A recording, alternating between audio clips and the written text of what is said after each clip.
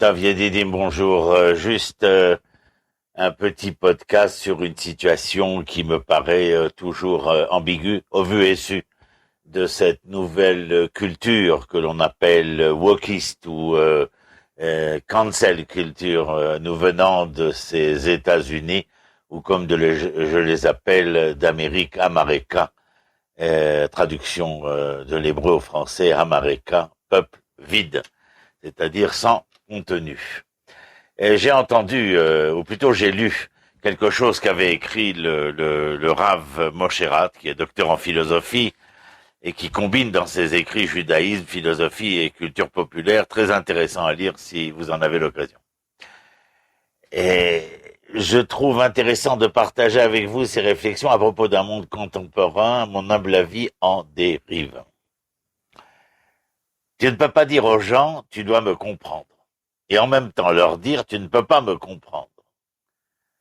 Un intellectuel américain du nom de Mark Lilla a prononcé cette phrase en 2016 devant des étudiants de l'université Rutgers, soulignant l'une des absurdités de la politique identitaire actuelle. Les groupes considérés comme faibles ou opprimés exigent que les autres les comprennent et les prennent au sérieux, mais en même temps on entend dire que ceux qui ne font pas partie de ces groupes ne pourront jamais vraiment les comprendre. Le fait la poule. Une revendication qui perpétue les écarts au lieu de les réduire et est souvent utilisée pour faire taire les gens au motif que ceux qui n'ont pas vécu personnellement une certaine situation sont empêchés d'exprimer une opinion à son sujet. Allez, des exemples. Il y a eu récemment plusieurs tempêtes entourant le choix d'acteurs noirs pour jouer des personnages blancs dans des adaptations cinématographiques ou télévisuelles d'œuvres populaires telles que Le Seigneur des Anneaux et Percy Jackson. En réponse aux voix qui s'y opposaient, on a entendu dire que les Blancs n'ont rien à dire sur la question car ils ne comprennent pas les sentiments des Noirs concernant leur représentation ou leur non-représentation au cinéma. L'attitude envers les transgenres est un autre domaine où des revendications similaires sont entendues, niant l'expression d'une position de la part de ceux qui ne vivent pas l'existence comme eux la vivent, bien entendu. Cependant, il semble que le domaine le plus important dans lequel cette impression de marcher sur la tête est omniprésente parmi nous concerne le statut et les droits des femmes. La décision du tribunal américain concernant l'avortement a provoqué une vague de discussions sur le sujet dans lesquelles les hommes étaient souvent tenus de sortir du ventre des femmes, entre guillemets bien sûr, et de se taire tant qu'ils n'avaient pas vécu de grossesse non désirée sur leur corps. Ces revendications sont-elles justes? Oui, d'une certaine manière, relativement. Nos sages nous ont déjà enseigné. Ne jugez pas votre ami tant que vous n'êtes pas à sa place. Mais l'utilisation excessive de cette allégation crée deux problèmes. Le premier est que cela ouvre la porte à des revendications similaires provenant de toutes parts. Par exemple, les femmes ne peuvent pas exprimer d'opinion sur les violeurs car elles ne comprennent pas la difficulté des hommes à dominer leurs propres pulsions. Ou les Juifs ne peuvent pas exprimer d'opinion sur la situation en Judée-Samarie car ils ne savent pas ce que c'est que de vivre sous l'occupation, et ainsi de suite. Si nous exagérons encore plus, nous en viendrons à affirmer que personne ne peut exprimer une opinion sur quelqu'un d'autre car chaque personne a une expérience de vie différente.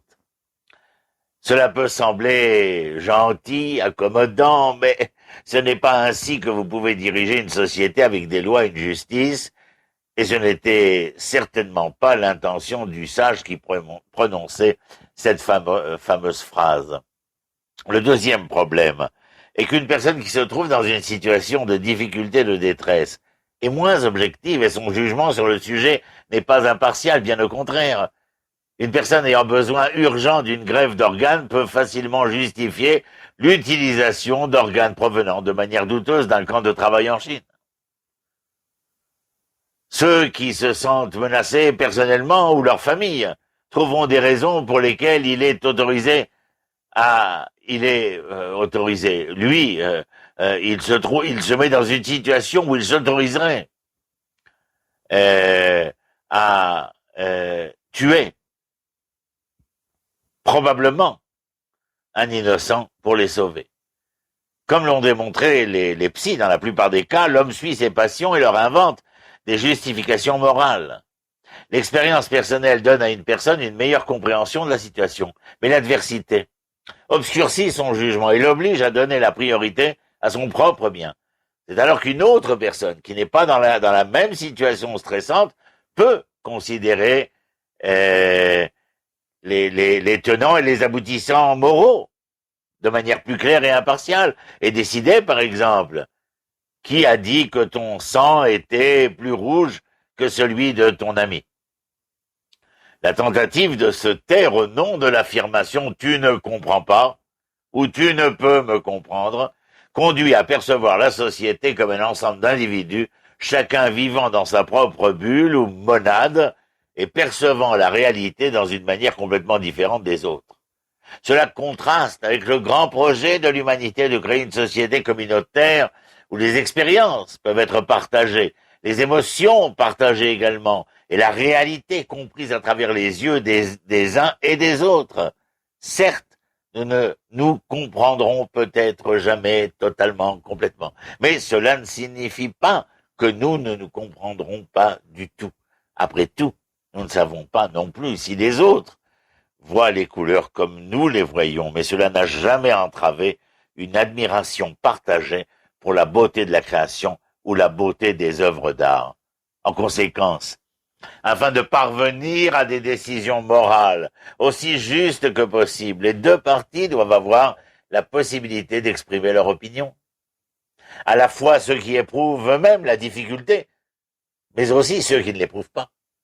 De cette façon, une combinaison appropriée sera créée entre la familiarité personnelle avec les choses et le jugement objectif, à leur sujet.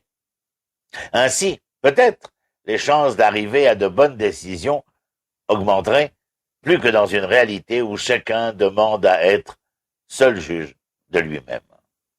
Voilà, quelques mots sur ce sujet. À très bientôt. Shalom, shalom.